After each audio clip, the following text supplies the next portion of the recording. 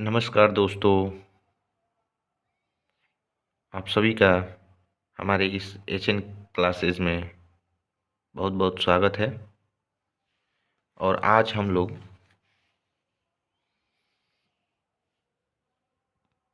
एक Archimedes law पर question based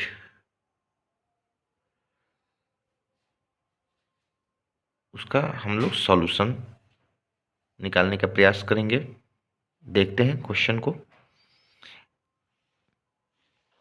N iron piece of density 7.8 into 10 to the power 3 kg per meter cube and volume 100 centimeter cube is totally dipped in water. Find the weight of iron piece in air and find upthrust. Also find apparent weight in water.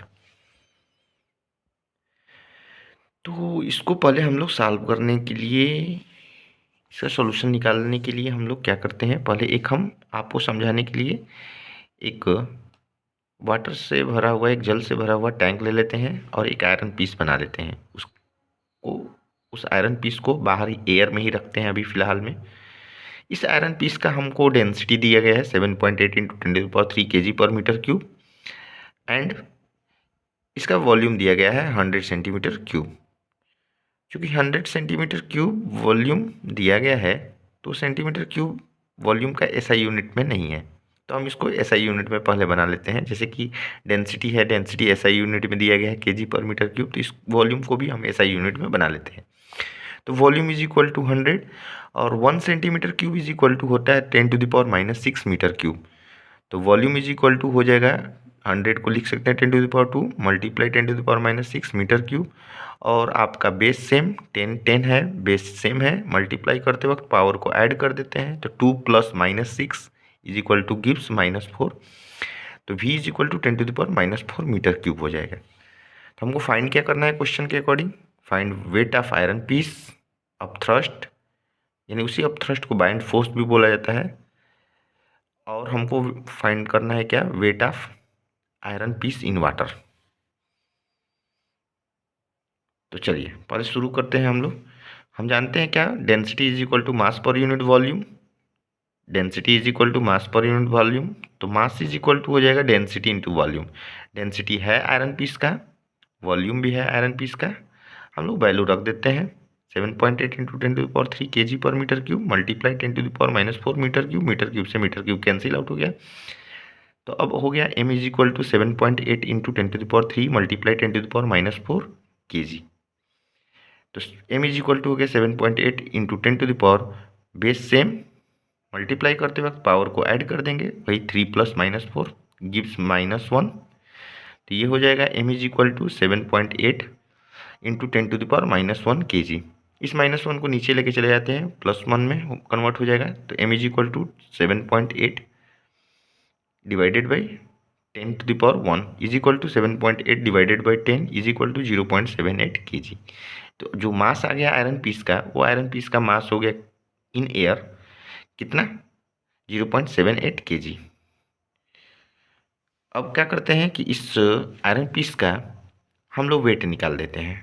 तो iron piece का wait कितना हो जाएगा, weight of iron piece is equal to m into g. m है कितना iron piece का, 0.78 kg multiply acceleration due to gravity 10 metre per second square. 0.78 multiply 10 kg per metre per second square. Kg into metre per second square gives newton, और 0.78 का 10 से multiply होगा तो gives 7.8। तो जो हमारा ओवरऑल ये निकल के आया है वो वेट हो गया किसका, आयरन पीस का 7.8 न्यूटन। अब हम लोग करते क्या हैं कि इसके बाद हम आपको समझाने के लिए अब उस आयरन पीस को जो कि बाहर था एयर में, अब उस आयरन पीस को हम फुली क्या कर देते हैं, इस वाटर में डुबा देते हैं। अब जैसे ही वाटर में डुबाएंगे तो आप सोच सकते हो कि ये पूरी की पूरी टंकी पानी से भरी हुई थी। जैसे ही इसमें कोई बाहर से सब्सटेंस आप लाओगे, इसमें डुबाओगे, तो पानी तो पूरा लेवल में है, पूरा भरा हुआ है। जैसे ही वो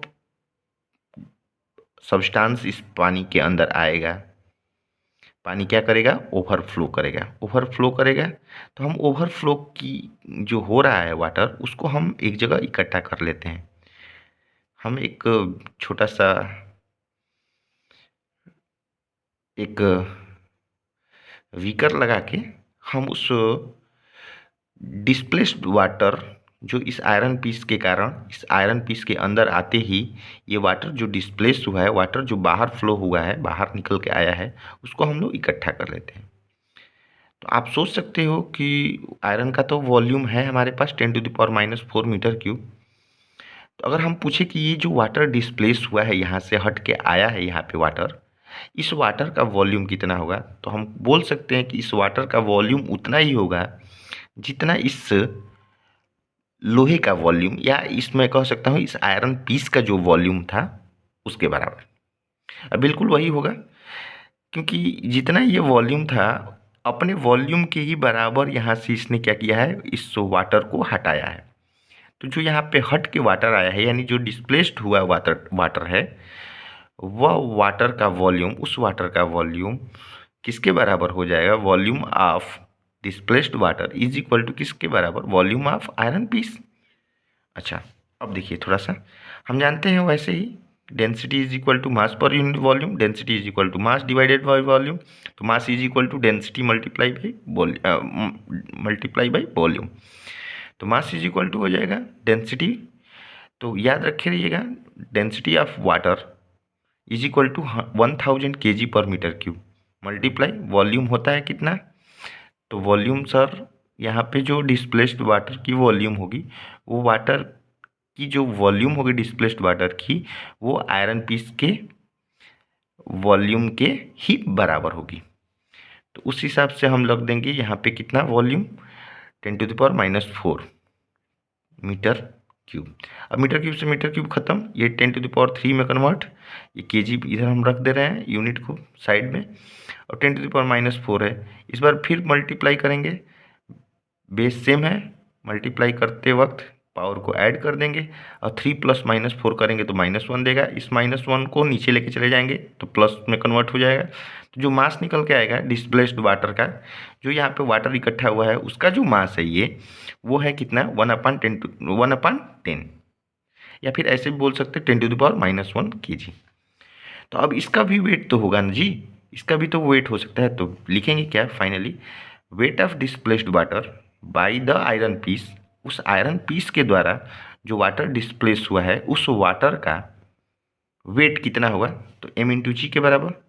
तो m तो आपका है, ये है 1/10 इस डिस्प्लेस्ड वाटर का mass, multiply acceleration due to gravity 10 metre per second square, 10 से 10 कैंसिल हो गया, kg × मीटर/सेकंड स्क्वायर। तो ये क्या आ गया, 1 kg × metre per second square, kg × metre per second square gives Newton, यानी 1 न्यूटन के बराबर। तो जो डिस्प्लेस्ड वाटर है उस डिस्प्लेस्ड वाटर का वेट क्या होगा, 1 न्यूटन। अब तीसरा बात करते हैं क्या, कि जो अपथ्रस्ट होगा, जो बायंट फोर्स होगा इस लिक्विड के द्वारा, इस लिक्विड के द्वारा इस पे जो फोर्स लगाया जाएगा, इस ऑब्जेक्ट पे जब फोर्स लगाया जाएगा वो कितना लगेगा, इस ऑब्जेक्ट पे जो फोर्स लगाया जाएगा वो कितना लगेगा। तो बायंट फोर्स जो होगा अपथ्रस्ट, वो होगा डिस्प्लेस्ड वाटर के वेट के बराबर। यानी आर्किमिडीज लॉ कहता ही वही है कि यदि किसी वस्तु को पूर्ण अथवा आंशिक रूप से फुली या पार्शली डुबाया जाता है कभी लिक्विड में, तो लिक्विड क्या करता है, उस पर एक ऊपर की तरफ अपथ्रस्ट लगाता है। वह अपथ्रस्ट, वह बायंट फोर्स किसके बराबर होता है, तो उस वस्तु के द्वारा हटाए गए, डिस्प्लेस किए गए जल के भार के बराबर होता है। तो हम लिख सकते हैं कि upthrust or buoyant force is equal to weight of displaced water. तो जो बायंट फोर्स लगेगा इस डिस्प्लेस्ड वाटर के ही वेट के बराबर होगा। तो ये हो जाएगा 1 न्यूटन का ये फोर्स लगाएगा लिक्विड उस ऑब्जेक्ट पर। अब तीसरा के बाद जो भी अंतिम बात पूछा है कि जो अपरेंट वेट होगा, वो अपरेंट वेट आयरन पीस का कितना होगा। जैसे ही उस ऑब्जेक्ट को, जो आयरन पीस एयर में था, वो आयरन पीस अंदर पानी में आएगा, तो जो उसका अपरेंट वेट होगा, आभासी भार होगा इस आयरन पीस का, उसके भार में कुछ कमी आएगी, वो पहले की तुलना में कुछ हल्का महसूस होगा। तो जो उसका अपरेंट वेट होगा, आभासी भार होगा, उसकी भार में जो कमी आएगी, आभासी भार होगा, वो आभासी भार कितना होगा, तो हम निकाल देते हैं। हमको पता है क्या कि loss of weight of iron piece is equal to, जो आयरन पीस के वेट में जो लॉस हुआ है वो किसके बराबर होगा, तो weight of displaced water by the iron piece. Iron piece के द्वारा जो डिस्प्लेस किया गया वाटर है उसी के वेट के बराबर होगा।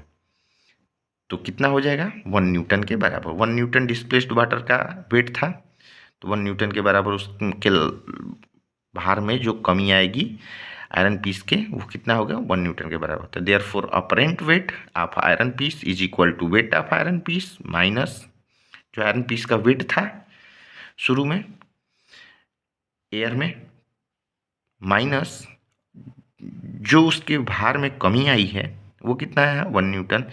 तो माइनस कर देंगे डिस्प्लेस्ड वाटर। तो अब क्या होता है, क्या डिस्प्लेस्ड जो वाटर है, जो वाटर डिस्प्लेस्ड हुआ है, उस वाटर के वेट के बराबर, उस वाटर के वेट के बराबर जो डिस्प्लेसमेंट, सॉरी, जो डिस्प्लेस हुआ है वाटर, उस वाटर के वेट के बराबर ही उसके भार में कमी आएगी। तो हम कर देते हैं फाइनली क्या, apparent weight of iron piece is equal to weight of iron piece minus weight of displaced water. तो चलिए, weight of iron piece 7.8 newton minus displaced water कितना है, जो वेट है डिस्प्लेस्ड वाटर का वो कितना है, 1 न्यूटन। तो इसमें से 7.8 न्यूटन में से 1 न्यूटन घटेगा तो 6.8 न्यूटन आएगा। यानी उस ऑब्जेक्ट को जैसे ही पानी में डुबाएंगे, उस आयरन पीस को जैसे ही हम पानी में डुबाएंगे, तो पानी में डूबने के बाद तो फुली डिप्ड हो जाएगा वो, तो उसके भार में जो कमी आएगी, अपरेंट वेट जो होगा वो आपका 6.8 न्यूटन होगा। यही आपका क्वेश्चन कह रहा था, ये इसका सॉल्यूशन रहा। और आप देख सकते हैं ऐसे ही टॉपिक से रिलेटेड क्वेश्चन मैं हमेशा डालता रहूँगा, और अच्छे अच्छे वीडियो मैं अपने स्टूडेंट के लिए अच्छे अच्छे वीडियो को, प्रॉब्लम्स को मैं क्लियर करने की कोशिश करूँगा, जिससे बच्चों को पढ़ने में मदद मिल सके। धन्यवाद।